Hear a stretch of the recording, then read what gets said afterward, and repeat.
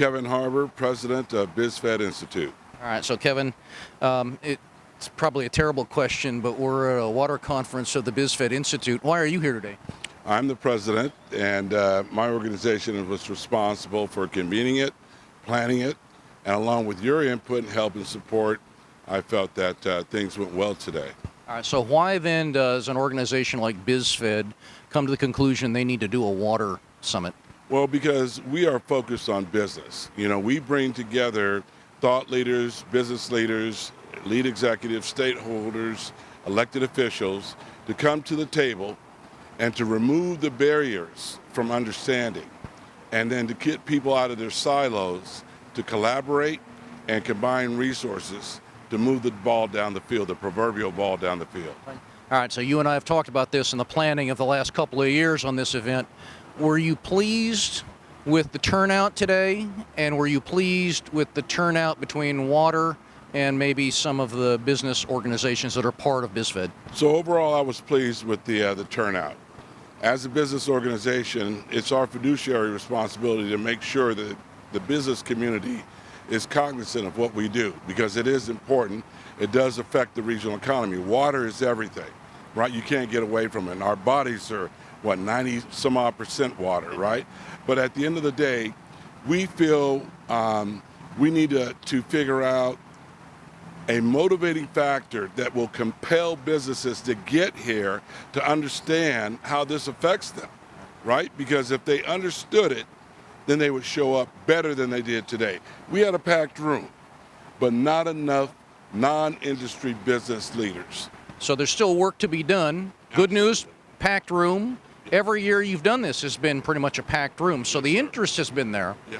We're just continuing to work at finding that secret to unlocking, I think as I heard, the motivation, the compelling reason for the business community to become a part of it. I think the secret sauce is to get the chambers to evangelize this message, right? That will help amplify our voice. If the chamber leaders puts this on their curriculum, and maybe allows me or a member of my staff to come in and address them, I think that will improve our numbers. All right, it's an unfair question, but for a guy who's been doing these forums for a couple, 3 years, you've got a pretty good water knowledge.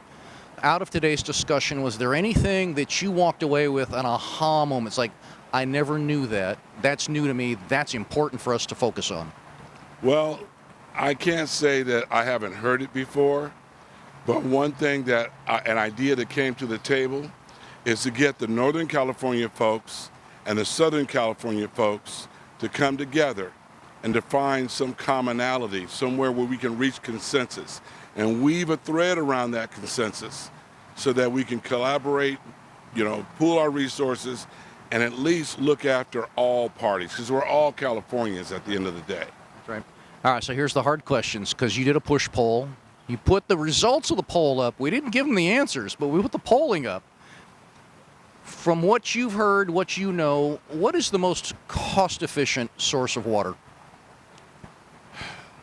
There are varying opinions on that, but why reinvent the wheel, right? We have the Delta Conveyance, and to me, we've done a lot of work on that. We've been talking about it for 20, 30 years or beyond. What's the problem? Let's just do it, right?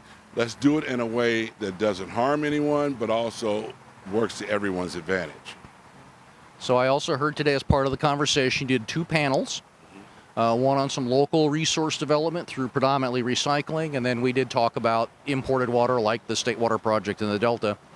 From those conversations, what would you say is the most expensive option to provide water? Desalination, no doubt, because that involves new infrastructure, new technology, and then you have to have a workforce that understands how to make it happen. And where do you think then that recycling piece sort of fits in, sort of from high to low? The recycling piece is something that we're already doing. We already know how to do it. So it's just a matter of dedicating the resources and actually making it happen.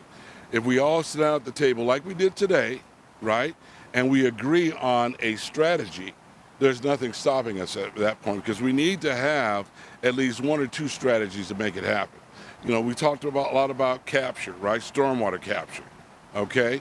Let's look at the delivery systems. Let's look at the aquifer replenishment, right? Let's look at, recycling for plants, for showering, for golf courses, and then also, the filtering for potable, for drinkable water. There's nothing wrong with that. We've all had drinks of, I won't mention the brand, but it tastes pretty good. I was shocked. Why not?